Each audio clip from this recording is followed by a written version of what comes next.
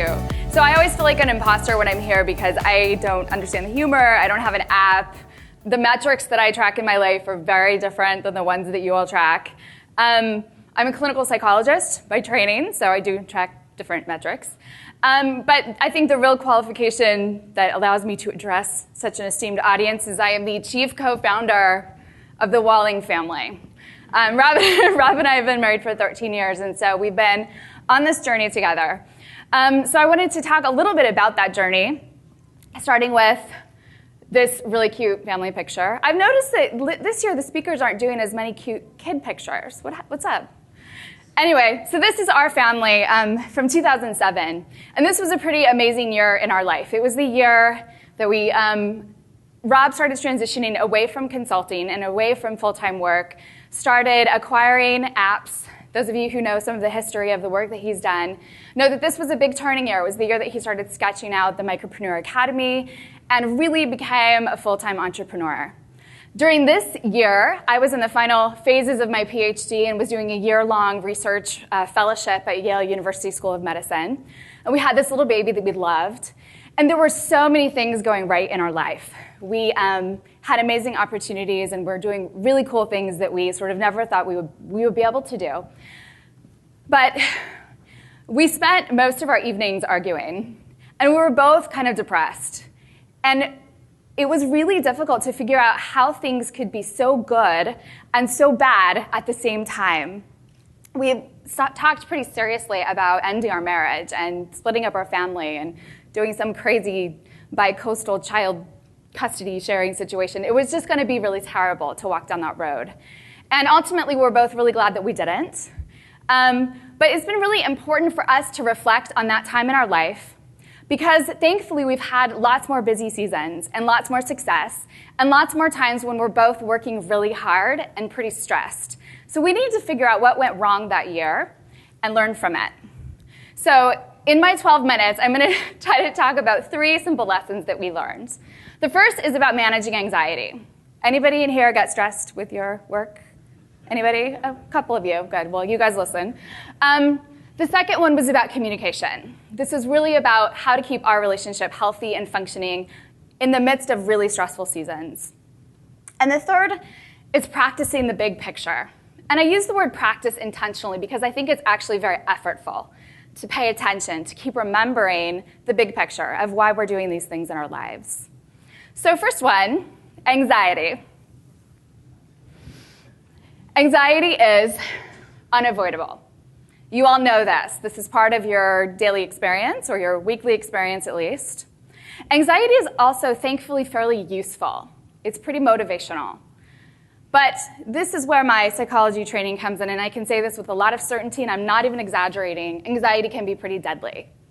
It can cause serious problems to your health and your well-being if it's not managed effectively. So anxiety in the launch, let me put my academic hat on really quick. Looking at this research literature, and there is some literature that looks particularly at entrepreneurs and their experiences.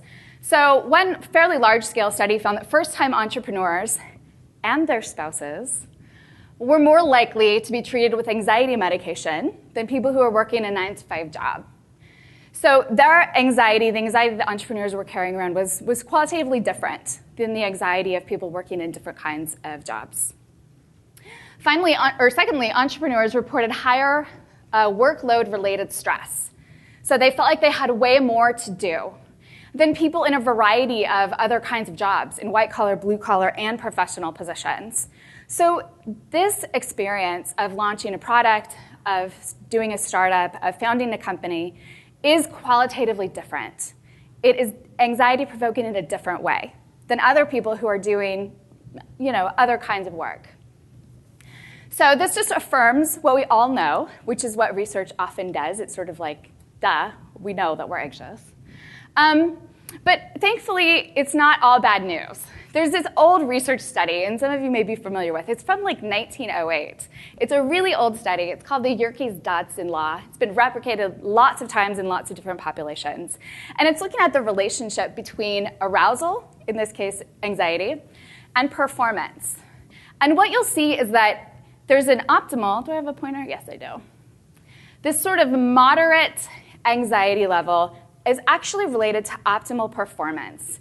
You need to be a bit anxious.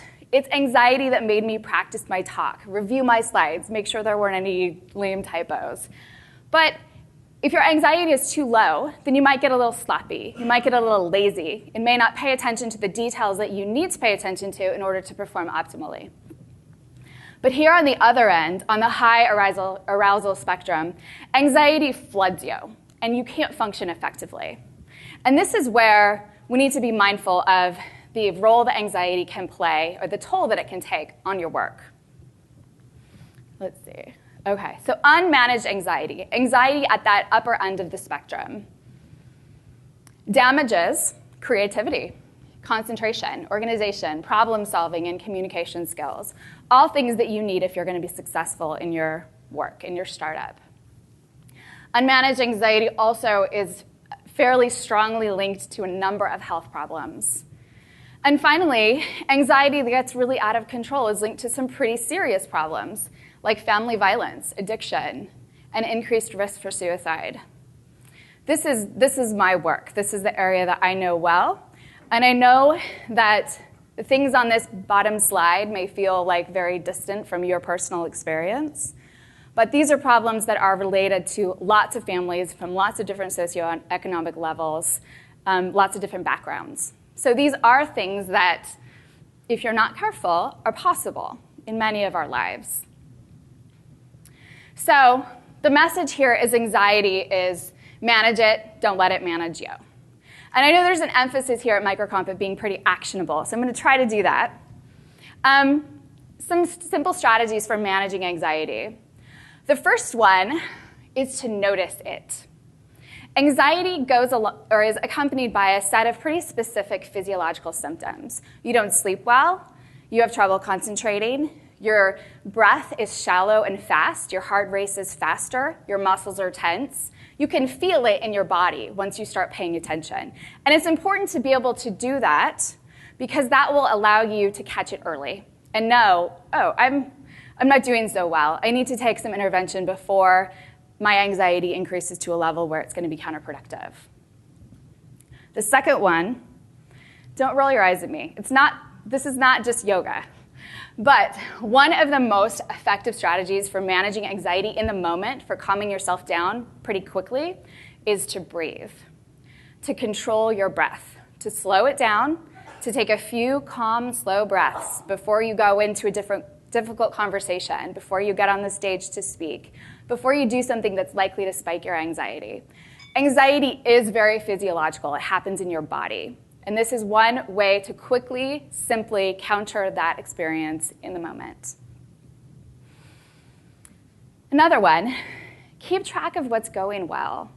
This is especially in the phase of a startup when there are a lot of moving parts. There's a lot of mini failures that go into any successful business. I think it's important to really pay attention every day to the simple things in your life that are going well.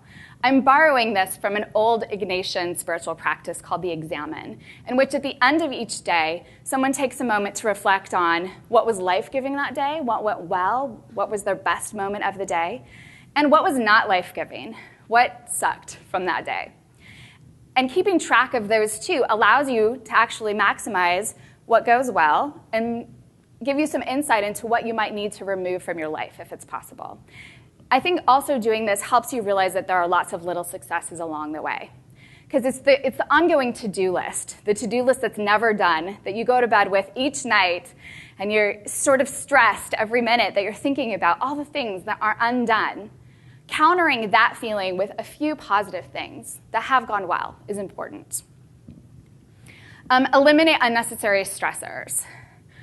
We have had someone help us clean our house since I was pregnant with Finn, so 7 years ago.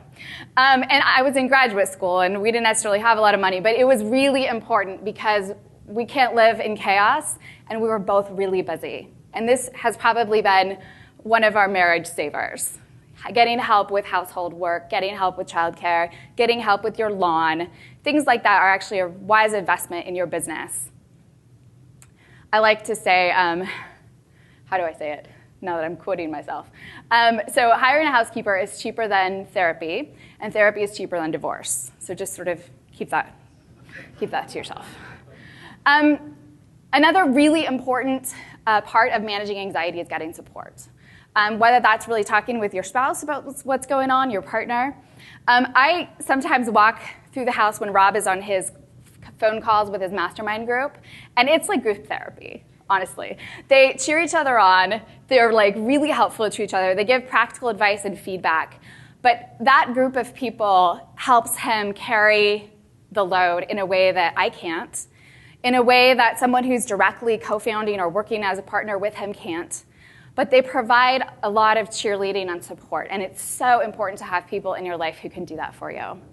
And really, if this is an area where you struggle a lot, where your anxiety often might lead you to make questionable decisions, or where you're feeling like you're chronically short-tempered with your family, where it's really causing some problems in your life, I would recommend seeing a therapist. We're not all that scary. And finally, on this slide, take care of yourself. I've given talks like this to lots of different groups, to physicians, to police officers, to other kinds of first responders, to people in the military. And everybody's like, yeah, that's good for other people, that whole sleep, nutrition, and exercise thing. We all think we're exempt from these things, and none of us are. Maybe in the short term, maybe 1 week at a time, but over the long term in your life, you will have serious consequences if you don't take care of yourself, take care of your body. By doing some of these simple things. Okay, so one thing that I found so interesting about that study that I talked about earlier is that it wasn't just the founders who had elevated levels of anxiety. It was their spouses too. One thing that those of you in marketing know, and I know as a psychologist, emotion is highly contagious.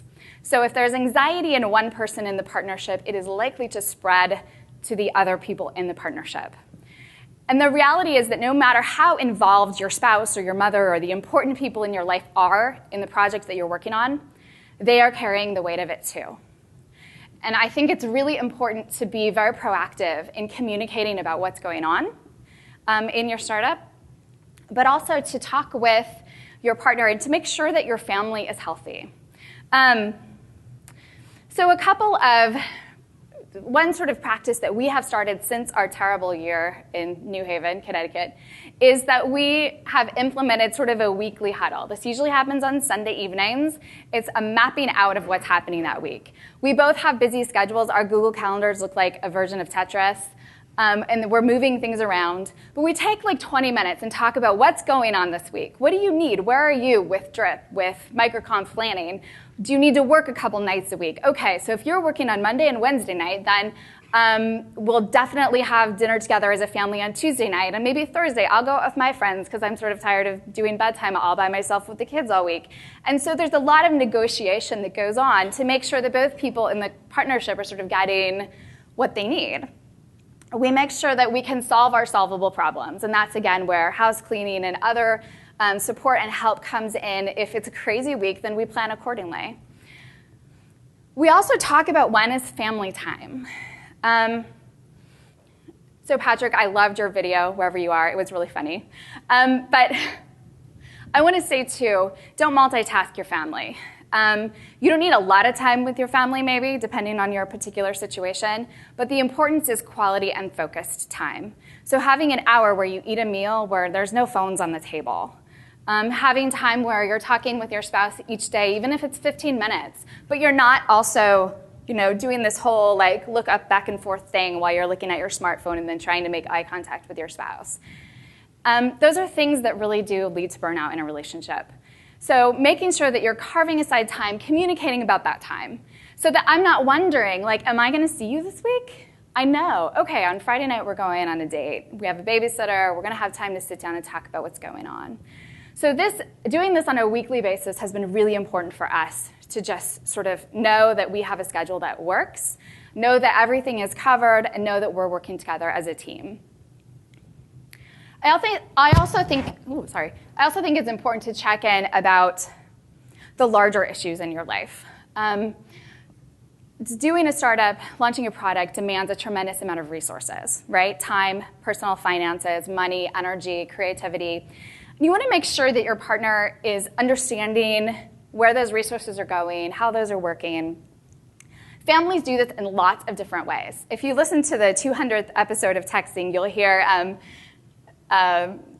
Jason and Justin's wives, and me actually, talking about how they do this in their families.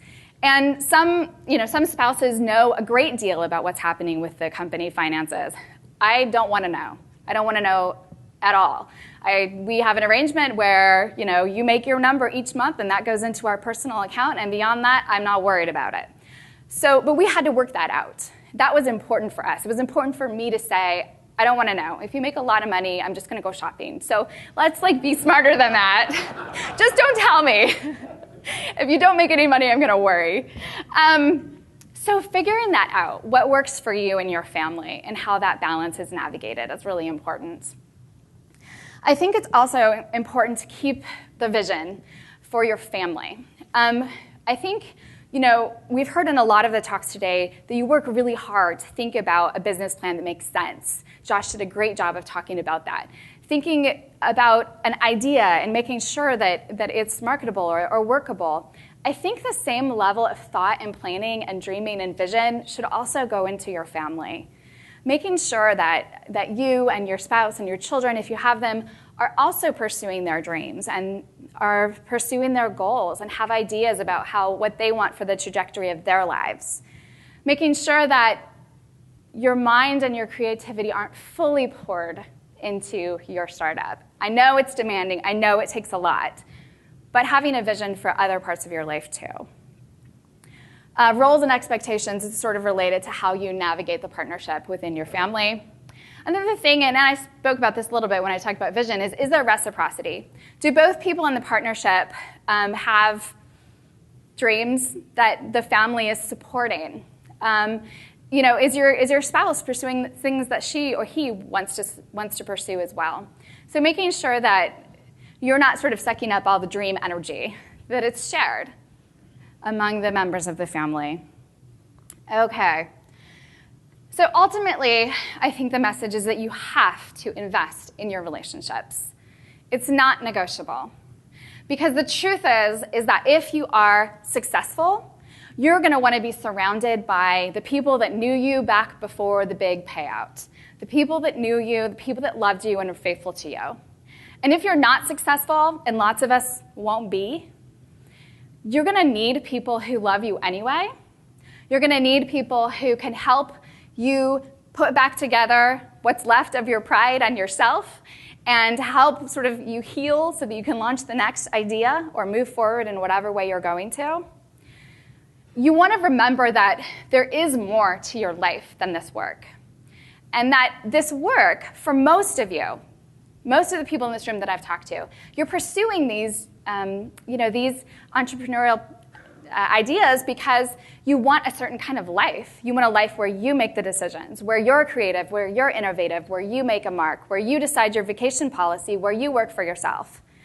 And remembering that, why you're doing it. And remembering that often you're doing it because it allows for a kind of life with your family that you really want and find attractive. But you can't sacrifice your family or your health or your sanity too much to get to the end. So I'm not at all critical of hard work. I understand that these take sacrifices and that there's a lot that you pour into this work, and I celebrate that. I celebrate all of Rob's success. But I also celebrate this, the fact that we stuck together, that we have made a life and have continued to make a family that we really love and find a lot of pleasure in, success or failure.